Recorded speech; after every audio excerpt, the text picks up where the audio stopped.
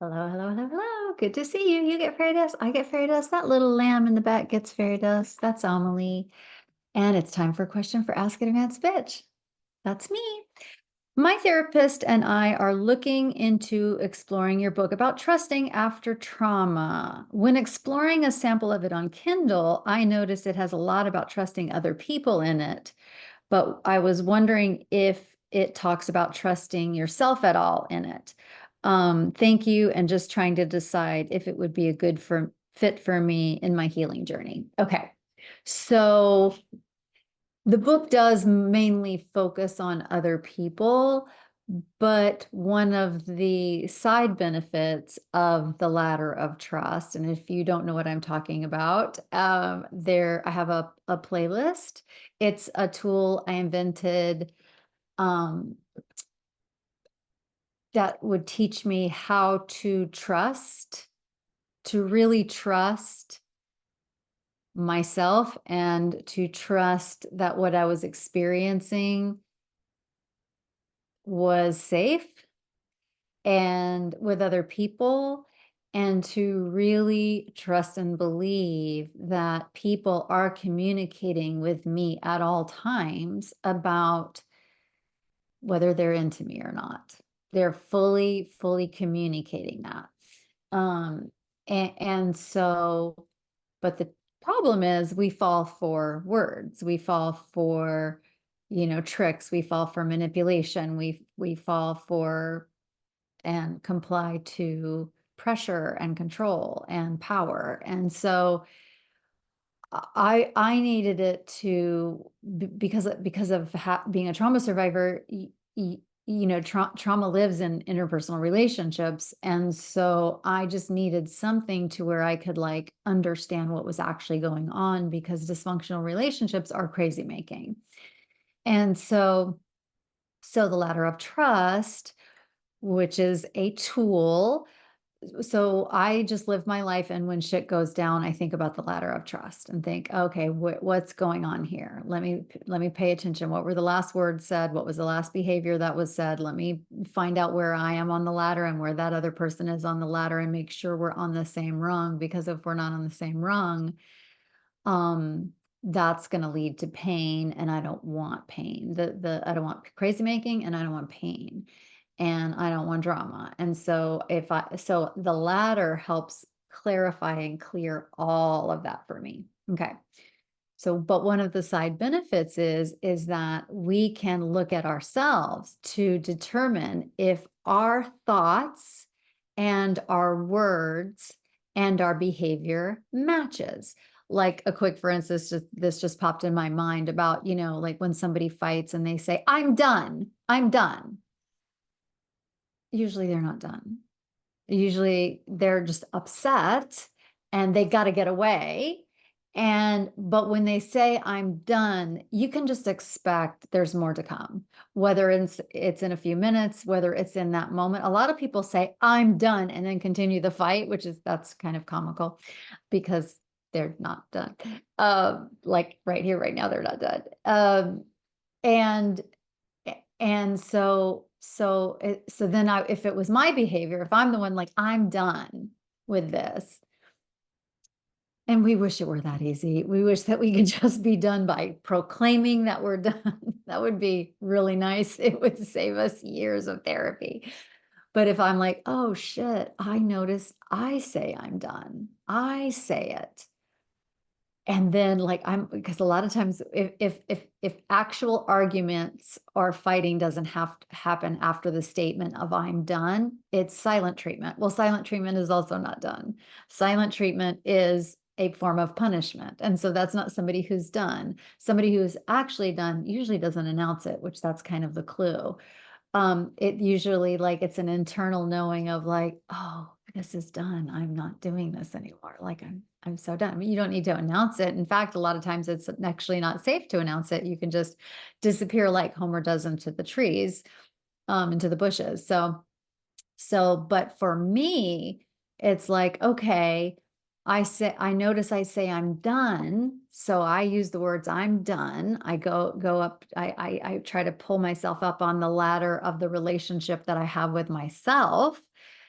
and I'm like, "I'm done," but my behavior isn't done. Oh my god, that's so interesting. That's so interesting. That's where I wanna be, is that is so interesting. What is up with that? That's so interesting that I wanna be done, but my behavior is not done. Or I wanna let it go, but I can't let it go. I wanna exercise, but I can't exercise. I wanna do this, but I don't do this. I wanna avoid red flags, but I noticed that I saw some and I didn't take them as truth. And so it's this that we're able in the relationship with ourselves to see if we are on the same rung with ourselves. And what can be so complicated about that is that we have different parts of ourselves.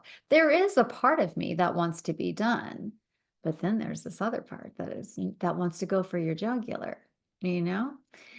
There is a part of me that wants to exercise, the part of me that reads the book that says this is what you need to be healthy, to live to a long age, that this is how you get a good butt or whatever. Like this is the shit that you do. Then there's other part. It's like, you know what show's on? You know what? So that's where it can get complicated, is that when that different parts of you are on different rungs of the ladder, and part of our work then so the my long-term goal is to individuate, and that means to become whole. And so that means have all my parts come together as much as possible in this lifetime to get on the same page. I want to exercise. Okay, but I don't. What are we going to do about this? Let me see if I can put these two things together. And so it's possible that, the ladder of trust could help you with trusting yourself. But it may actually be more helpful to in far as like if somebody asked me, how do I start trusting myself? I wouldn't tell them to read my book. That would not be my first thing. My book is really good, and that tool has saved my life and saved the life. I don't know about saving the life, but has been helpful to other people per them telling me that. Um, I would start by doing that. So my advice for how to trust yourself would be to do an experiment and to ask yourself, what do I like? What do I want for dinner?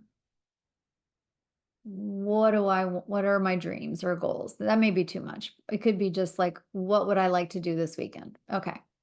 And then check in with yourself. Trust your gut. Like, what do I like? I like roses, I like candles, I like bows. Like three things that are right there that I like. Yeah, but older ladies can't have bows in their hair.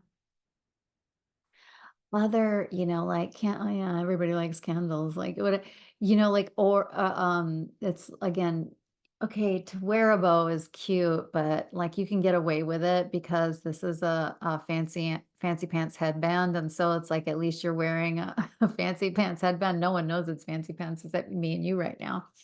But, but to decorate your office with a bow, like, is that? So it's like, okay, I'm going to do an experiment. And that's how I ended up with roses and candles, and maybe not the candles. Candles, everyone can light candles, but mine are scentless and they're from Pottery Barn. And there's no better candle. And I will fight anybody who tells me otherwise. um, uh, and so I trusted myself that I like these things, and that putting these things in my life would not alien. I may have thought people might think I'm weird, but I became okay with that if they did. And it turns out they don't think I'm weird, that it's actually helpful for them to see somebody who likes something, who enjoys it, to talk about it and display that love for it. So it's about liking what you like and trusting it. It's about choosing what you want for dinner and trusting it. It's about choosing what you want to do for the weekend and then trusting that and doing it. And then the experiment is Is your life better or worse? Is your life better or worse? Underneath all of that, how to trust yourself. The reason we can't trust ourselves is because trauma prevented that. If we trusted ourselves in childhood, that was getting us in trouble. And we had to be included in our social group. So we did whatever we could do to shut that down. And we did. And trying to get it back is not that easy. So I'm so glad you're in therapy. I'm so glad you're exploring trusting the self. But for me, I had to give myself little doses, little experiments, little assignments on, okay, you're going to trust yourself and no matter what goes, trust it. Like what goes, okay, so I'll tell you right now. I want to go to a tree house. I want to spend the night in a tree house somewhere. That I've been thinking about that for probably what, 5 years ago that show was on. I'm like, I want to sit in the trees. Can I sit in the trees? Have I gone? No. But I'm too like, when am I gonna go? Time's running out. Like the clock is ticking. When am I gonna go? And so it's like, it seems stupid. You have Hilton points. Why are you gonna be like what, and what if you have to go alone because your husband doesn't want to go? And what if it's scary? What if there are bugs? What if it's too hot? Like, I need to be in a tree house. I need to do that. I have one thing and one thing only on my vision board. Actually, I'll show you right now. Um, this is the picture on my vision board. I want to go into a tree house.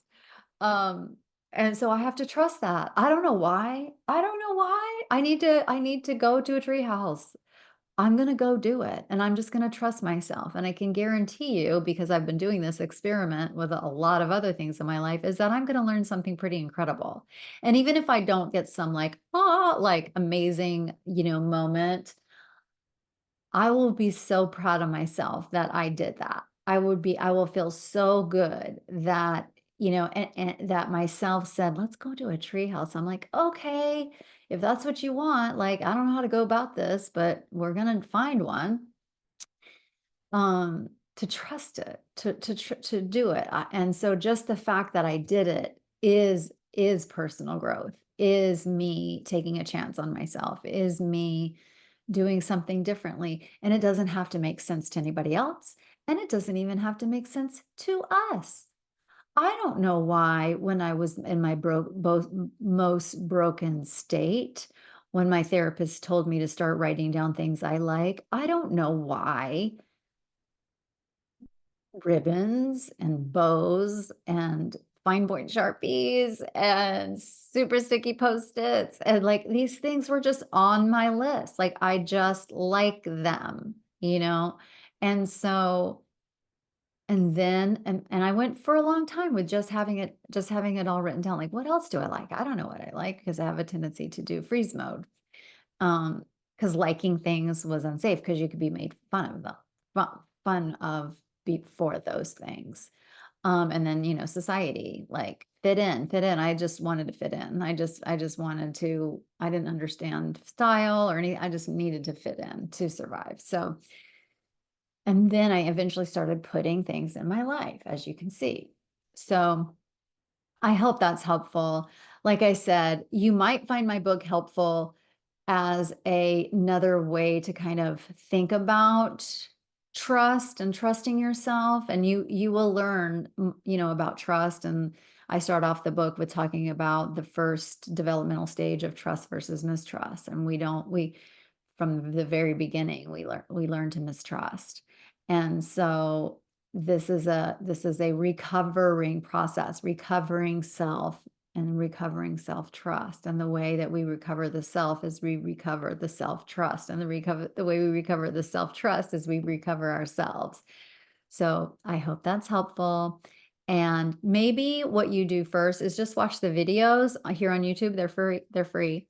Just watch the videos, and then if that was helpful in thinking about self-trust, maybe take the next step. But maybe there's a better way to get to your trusting yourself. So anyway, I hope that's helpful. Love you. Bye.